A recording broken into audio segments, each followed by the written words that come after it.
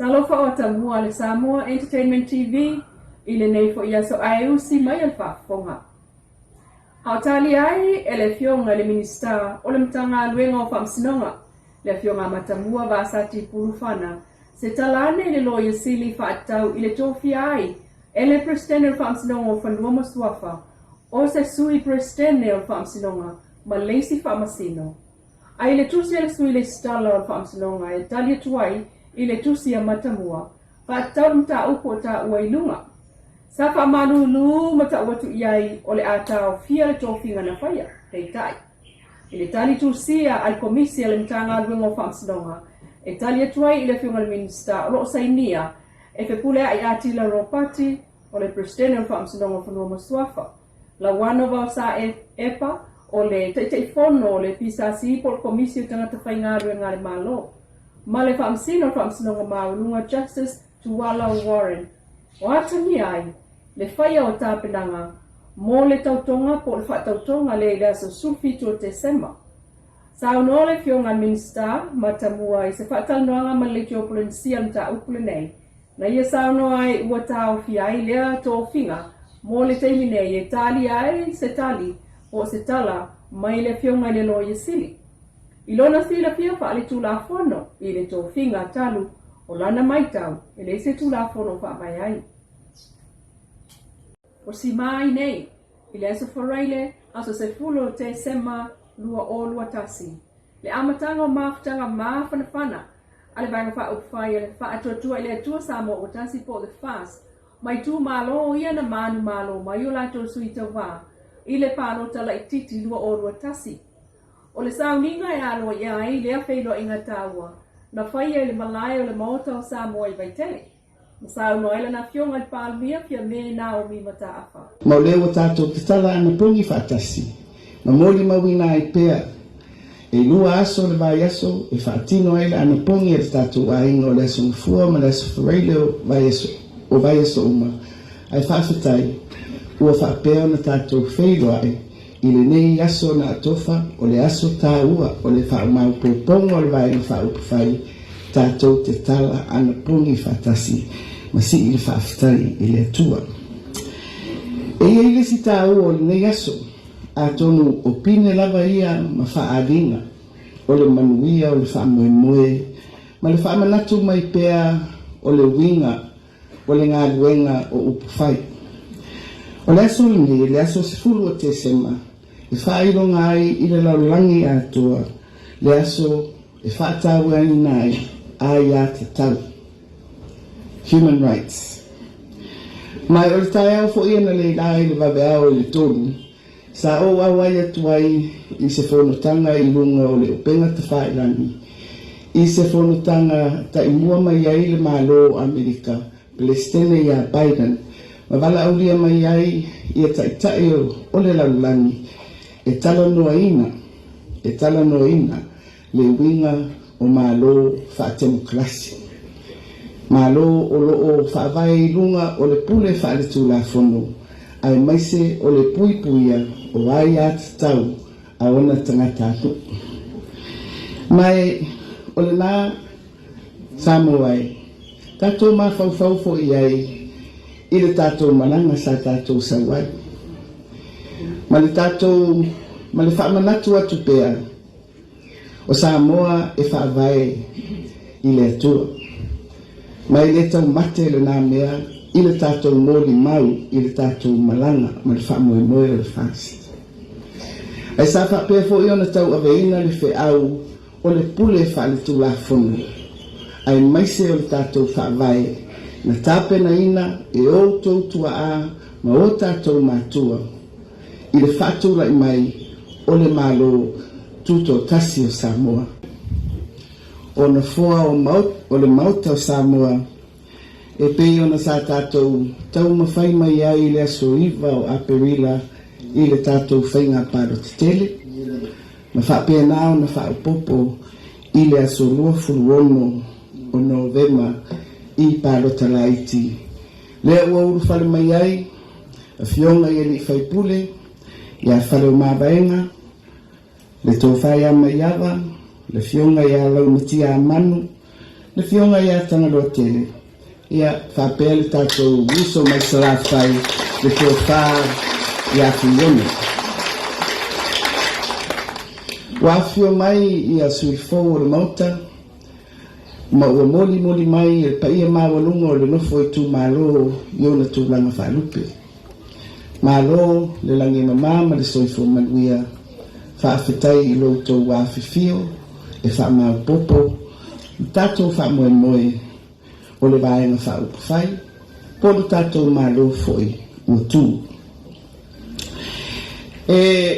Ma e ule lofa o le atua, sa mongai ua poto. I le whainga malanga sa tātou tawasa mai ai. Tā pena ina o le whainga paro te tele au ale fina ngalo sa moa, e whailan filifilinga mo se malo e tula i mai, e whaua wina, ia le tātou whainga malo, e pei ona sa sāvia e o tōtua ama o tātou mātua, i le awhi se rau na lua. Ma e ui i le lui tawina o le whaamoe moe o Samoa, ma le whaatino o le finangalo o le atunu. Ia aina mamoli mai lava whaai unga i le taimi o le atua. Ina ua whaatula i ma whaamaunia le tātou whainga malo e whaalai runga o le whiwhiringa le atunu i le aso ngosipuru tolu o iulai. Paftai le alofa o le atua, ua whapena fo i ona whaopopo ina mai le au waa o le tātou vaenga. E pei ona tūla i mai ai le toa lima o whaipule mai tū mālo e whiku sa whainga rātou whainga pāroka. E o moli atu le whaaftai i le nofo e tū mālo. I tū mālo e lima o e ua whio i le nei aso e moli mai a whionga i whaipule. Whaaftai loutou whaatuatuanga ua tuina mai i le tātou vaenga whaupawhai, ia po le tātou ainga o le whaatuatua i le atua Samoa ua tasi.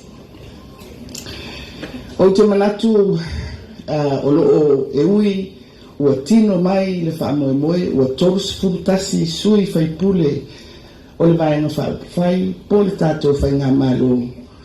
E leo ato pēr po mauti noa whai unga o le tātou whamoemoe e pēno tō silafia, mai o te le tau whaamatala ina foi. Awai le tau mate, o lo loma mai pēr, ni se fuafuanga whaatou la whono i mata upu tau pālota, ai mai se a tātou pālota o fito a mai atu nei. E le ngata i lea, o lo whaatou la i mai pēr, se lo i whaatou la whono, e whaasino lea i sui ta maitai i tutono le mauta. Ma o lo i pea le whaafisili i lumo le tu la whono i ala tala whea ngai e mawhai o me whaatino ai le anganga o le tu la whono ina ia whaamautinoa le iai o sui ta maitai i tutono o le mauta whono Samoa. Ai usi maila mai moa i se vaenga le nei o sa o le wheilo inga ai tu malo matai o le vangpa o whai le whaas. E ala I whaalolonga maa I whanua masani ai. Alo tātua tunu. Leo fikai rar sua ka sua.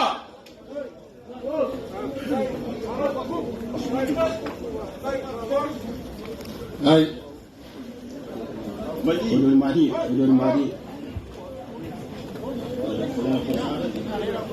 Ko fal par mia. O wia mo pon sa. Vai kama fa.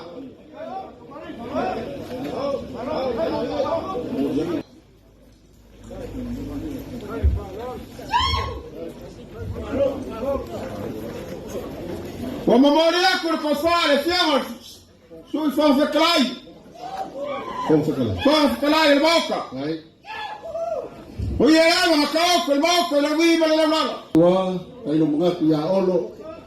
O mai va ve foi fai singa ruenga ma la wala. Oi, mo nga o mako o mai. Olha vamos sair. Olha sua cara sua, vai pegar a galera mas o quê? Aí. Olha não ficar lá o olho ali. Olha que mulher que foi, né? Kai lo fa ya mawalunga lava ya wanga fa Le ko fale lo fianga le minska warema. Memori aku le kepus. iyo ya kupe cuma Leki o ya le mai. La fa kamari ngai. Sa ko wa sai ngale su fa be moi. mongi lava Ko wingu le vineka. ai ya lo fuora o sa Le mama sara. Uku ala ulo ga Amerika e fa inkare su mo yang fua. kele novos na Lo kala su ala mo fa. Ya le kai ya. ai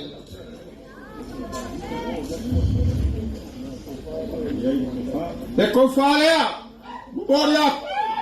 Le ki o ko fale ya le o pio. Mo boria fale ke ku.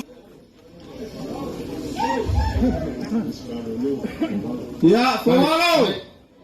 Kai kala fio ma ni skala le fale ku ya la mai. Lo fa ka mari le.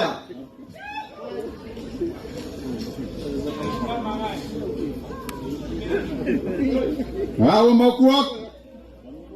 Le fa le la fa fa wak. Sio kar suara mo fa. ai lava La mo fa kai le wario ya.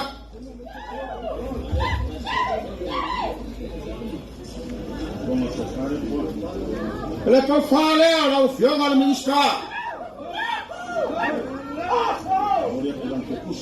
Va pera fuori, va morire a cui, la che bus.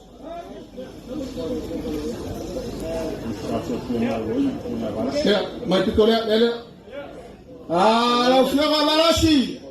La che fai la cara, la fiera le mista. Ah. Ti va na fa. Ah. sa o le oh Ele era uma folha de paca, ele era homem. Ele era bem qual. it's a beautiful flag Yeah, it's amazing Ya. Na chama ya. Diz que ya deu calaki. Batai, Ya. Na ngai kere ku na ku ngai ke u fika we poa asa vai poa. Ah. Ma fa mu la. oh Pero ba. lupe na ya pito yuta Ya, ala vai la fiera ni ska, lo calaki. batai Vai la fa. ai lo paso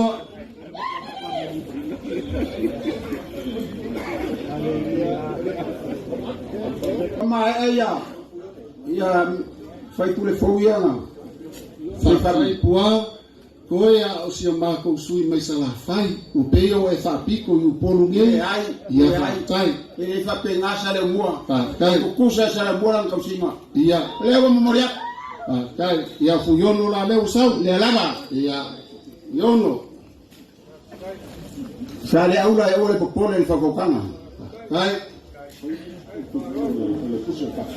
O le era ando na.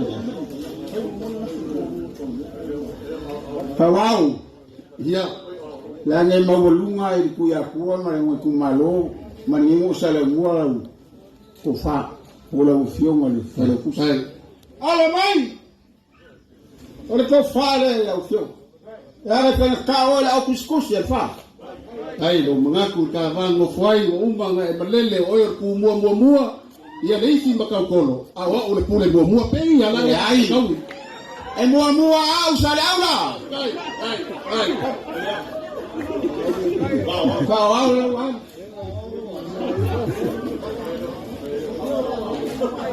va kai ai lo pule lea Wa amele kai fa.